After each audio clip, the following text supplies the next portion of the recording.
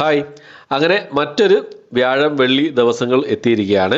അതായത് ഈ വർഷത്തെ 2025 വർഷത്തെ ആദ്യത്തെ വ്യാഴം വെള്ളി ദിവസങ്ങളാണ്. തിയേറ്ററുകളിൽ സിനിമകൾ റിലീസ് ചെയ്യുന്ന ദിവസങ്ങളാണ്. അപ്പം പിന്നെ വ്യാഴം വെള്ളി ദിവസങ്ങളിൽ മാത്രമല്ല, ഇന്ന് ജനുവരി മാസം 1-ാം തീയതിയാണ്. ഇന്ന് ബുധനാഴ്ചയാണ്. ഇന്നൊരു സിനിമ തിയേറ്റർ റിലീസ് ചെയ്തിട്ടുണ്ട്. അത് ഏതൊക്കെ എന്നുള്ളതാണ്. അതായത് ഈ ഒരാഴ്ച ഇന്നും നാളെയും മറ്റന്നാളായിട്ട് തിയേറ്ററുകളിൽ റിലീസ് ചെയ്യാൻ തയ്യാറെടുക്കുന്ന സിനിമകൾ ഏതൊക്കെ എന്നുള്ളതാണ് ഇന്നത്തെ വീഡിയോ നമ്മൾ പരിശോധിക്കാൻ പോകുന്നത്. സിനിമകൾ ഏതൊക്കെയെന്ന് പറയുന്നതിന് മുമ്പേ തന്നെ ഒരു കാര്യം പറഞ്ഞോട്ടെ. എൻ്റെ ചാനൽ നിങ്ങൾ ആദ്യമായിട്ടാണ് കാണുന്നതെങ്കിൽ പ്ലീസ് സബ്സ്ക്രൈബ് മൈ ചാനൽ. അതുകൂടാതെ തന്നെ ആ ബെൽ ബട്ടൺ കൂടി ഇനേബിൾ ചെയ്യാൻ ശ്രമിക്കുക. ഇതുപോലുള്ള അപ്ഡേറ്റുകളും കാര്യങ്ങളൊക്കെ എത്രയും പെട്ടെന്ന് നിങ്ങൾക്ക് മുന്നിലേക്ക് നോട്ടിഫിക്കേഷൻ രൂപത്തിൽ എത്തുന്നതായിരിക്കും. ഓക്കെ, നമുക്ക് ഏതൊക്കെ സിനിമകളാണ് നോക്കാം.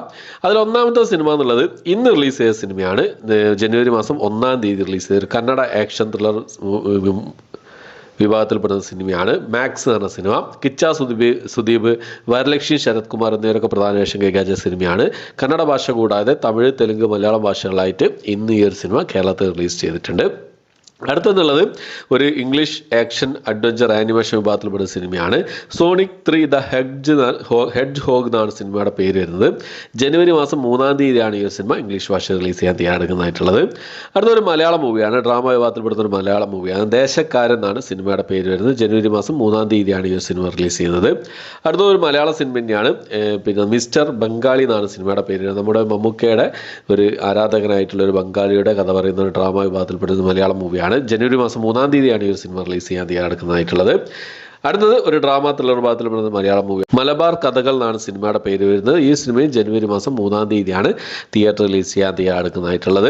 ഒരുപാട് പ്രതീക്ഷയോടുകൂടി വരുന്നൊരു സിനിമയാണ്. നമ്മുടെ അഖിൽ പോളും നസ്കാനും ചേർന്ന് തിരക്കഥ എഴുതി സംവിധാനം ചെയ്യുന്ന സിനിമയായിരുന്നു ഐഡന്റിറ്റി എന്ന് പറഞ്ഞ സിനിമ. ഒരു ആക്ഷൻ ത്രില്ലർ മൂവിയാണ്. ടൊവിനോ തോമസ്, തൃഷ, വിനയ് റായ്, അജു വർഗീസ്, അർച്ചന കവി, റീബ, മോണിക്ക ജോൺ, മന്ദിര ബേദി എന്നിവരൊക്കെ പ്രധാന വേഷം കൈകാര്യം സിനിമയാണ്. ഫോറൻസിക് എന്ന് പറഞ്ഞ സിനിമയുടെ ആ ഒരു ടീം വീണ്ടും ഒന്നിക്കുന്നതാണ് ഐഡന്റിറ്റി എന്ന് പറഞ്ഞ ഈ ഒരു സിനിമയിലൂടെ.